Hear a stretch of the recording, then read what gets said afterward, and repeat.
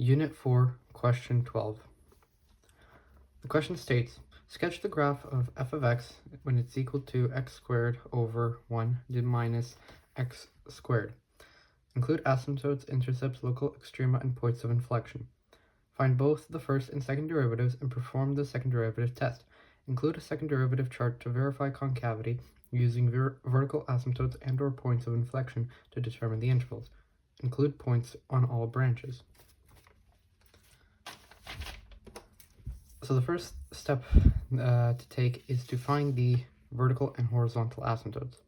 To find the vertical asymptote, you take the denominator and you set it equal to 0. So the denominator here is negative x squared plus 1. To find for x, you first change the 1 there to the other side. You divide everything by negative 1 because of the coefficient in front of x squared, which means 1 is equal to x squared. And to get rid of the square, you square root it, which means, and the square root of 1 is just 1, so it will be positive or negative 1. Now to find horizontal asymptote, you take the leading coefficients and divide them. So for the numerator it's 1, and for the denominator it's just negative 1. So the horizontal asymptote would just be negative 1. Next is the x-intercept. To find the x-intercept, you set the entire equation to 0. So 0 is equal to x squared over negative x cubed plus 1. Now the next step is to get rid of the denominator. So what you do is you multiply by the denominator so that they cancel out, and what you do to one side you do to the other. But anything times 0 is just 0. So 0 would be equal to x squared, and then when you square it, x is just equal to 0. Next is the y-intercept. For the y-intercept, you set f of x, you make x 0. So f of 0 is equal to 0 squared over negative 0 squared plus 1. So it would be 0 over 1, which is just 0. Now, the next step is to find the first derivative. So to find the first derivative, you take the derivative of the numerator times the regular denominator minus the original numerator times the derivative of the denominator. So it would be 2x and then negative x squared plus 1 minus x squared and then negative 2x. And then since this is quotient rule, it has to be set all over to the original denominator, all squared. And then from here you can start simplifying by expanding, which will turn into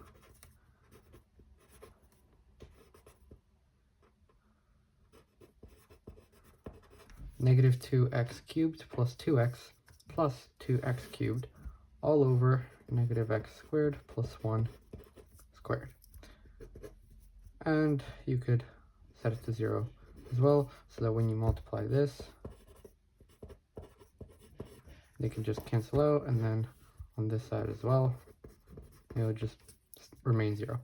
And now here we have like terms, negative 2x cubed and 2x cubed. So added together, it's just 0. So what's left is 2x. Now to get rid of the 2, you have to divide, and x is just equal to 0. And then the question states to find the second derivative. So the second derivative, we take what was in the first derivative before we set it equal to 0, and then we do the quotient rule again since it's still a rational function. So 2x was the numerator, and then negative 2x plus 1 all squared was the denominator.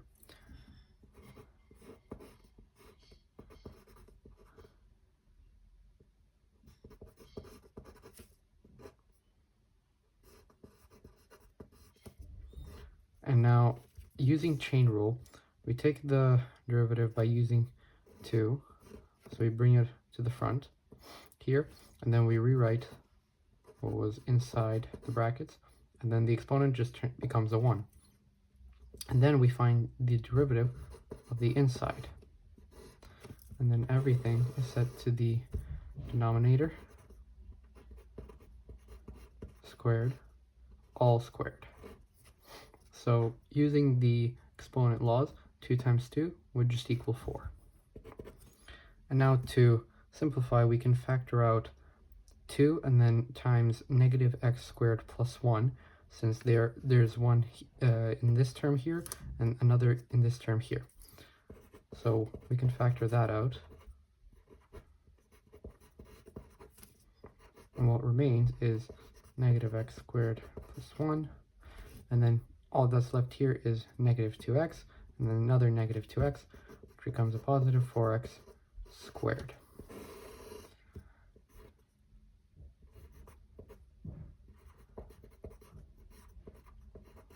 And then the exponent here on the denominator becomes a 4.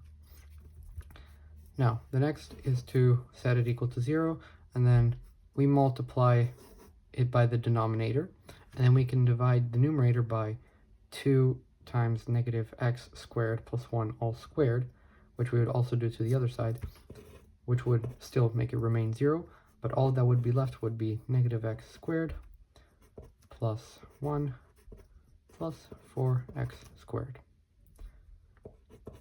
And then from here, 0 would just be equal to 3x squared plus 1. And now to isolate for x, we can move the 1 to the other side of the equal sign, and then we could divide it by 3 here, which would be just that. And then to find the square root, to isolate for x. But since it is a negative number under square root, it is undefined, therefore the point does not exist.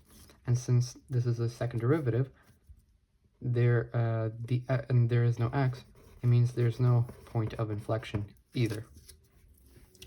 Now from this, we can plug in 0 into the double derivative for x, and when we plug it in and solve, it will be equal to 2. Using this, 2 is greater than 0, therefore it is a minimum at the same x, but in the original equation. And once put into the original equation, it will be equal to 0. So the minimum is at the points 0 and 0. Now, the question also states that it wants a second derivative test. So in this chart, there's a second derivative test, and using the vertical asymptotes being positive 1 and negative 1, the intervals are when x is lesser than negative 1, when x is between negative 1 and 1, and when x is greater than 1. When we plug in a number that corresponds with each of these intervals, we should get either a positive or a negative. So depending on which term we use, it will become a positive or negative, which we will fill here. So in this case, it will be as such. After doing this, we take each column and we add up each positive and negative sign. Since two positives make a positive, they are now added with a negative. A negative plus a positive will just equal a negative, therefore the concavity during this interval is downward. Here, every single term is positive, therefore the concavity is positive, and it'll be an upward facing concavity during this interval. And then for this last interval, it is the same thing, a negative concavity, and will be facing downward. Now, since they want points on all intervals, we have found 0, 0 on the interval of -1 to 1, but now we need them from when x is lesser than -1 and when x is greater than 1. So we can choose points, for example, like -2, and we can choose points like 2. We plug them into the original equation, and then we solve from there.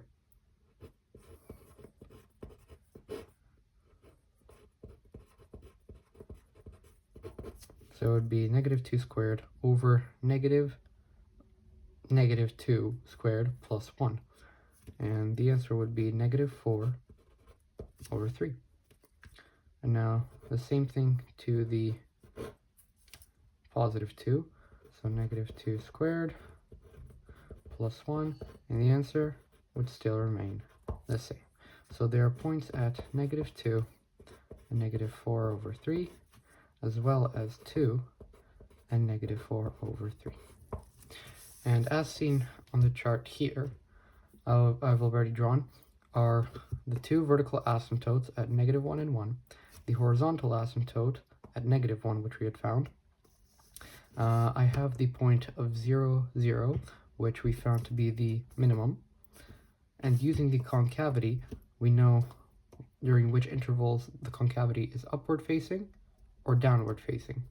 And then finally, using the points that we had just found, I know where the remaining interval parts of the graph are. And that concludes the answer.